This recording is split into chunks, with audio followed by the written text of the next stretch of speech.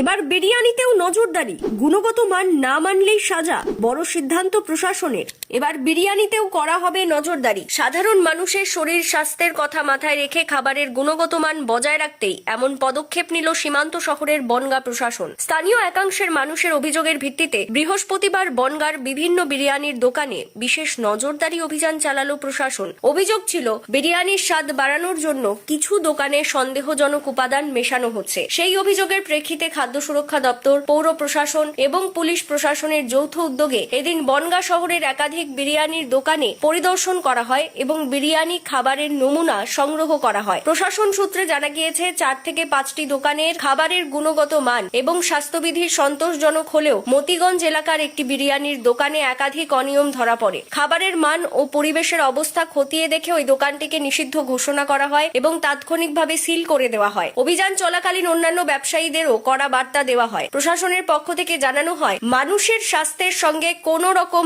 আপোষ বরদাস্ত করা হবে না। খাবারের গুণগত মান বজায় না রাখলে শুধু ব্যবসা বন্ধই নয়, আইনি জটিলতার মুখেও পড়তে হতে পারে সংশ্লিষ্ট ব্যবসায়ীদের। প্রয়োজনে লাইসেন্স বাতিলের মতো কঠোর পদক্ষেপও নেওয়া হবে বলে সতর্ক করা হয়েছে। স্থানীয় সূত্রে জানা গিয়েছে, কিছু দোকানের বিরুদ্ধে বাসি ও পচা খাবার বিক্রি, এমনকি খাবারে রাসায়নিক মেশানোর অভিযোগও রয়েছে। এই বিষয়ে প্রশাসনের কাছে লিখিত অভিযোগ ও ডেপুটেশন জমা পড়েছিল আগেই। তারই ভিত্তিতে এই অভিযান। প্রশাসনের এক আধিকারিক জানান, বনগাঁ একটি গুরুত্বপূর্ণ সীমান্ত শহর হওয়ায় প্রতিদিন বহু যাত্রী ও পর্যটক, এমনকি প্রতিবেশী বাংলাদেশের নাগরিকরাও এই এলাকায় আসেন এবং স্থানীয় হোটেল রেস্তোরাঁয় খাবার গ্রহণ করেন। তাই জনস্বাস্থ্য ও এলাকার ভাবমূর্তি রক্ষার স্বার্থে খাদ্যের মান নিশ্চিত করা অত্যন্ত জরুরি। অভিযান শেষে ব্যবসায়ীদের দোকান ও রান্নাঘর পরিষ্কার পরিচ্ছন্ন রাখা, স্বাস্থ্যসম্মত পরিবেশে রান্না করা এবং পরিষ্কার বাসনপত্র ব্যবহার করার পরামর্শ দেওয়া হয়। বিক্রেতারাও জানান, তারা বিষয়টি নিয়ে সচেতন থাকবেন এবং প্রশাসনের নির্দেশিকা মেনে চলার চেষ্টা করবেন। প্রশাসন সূত্রে খবর,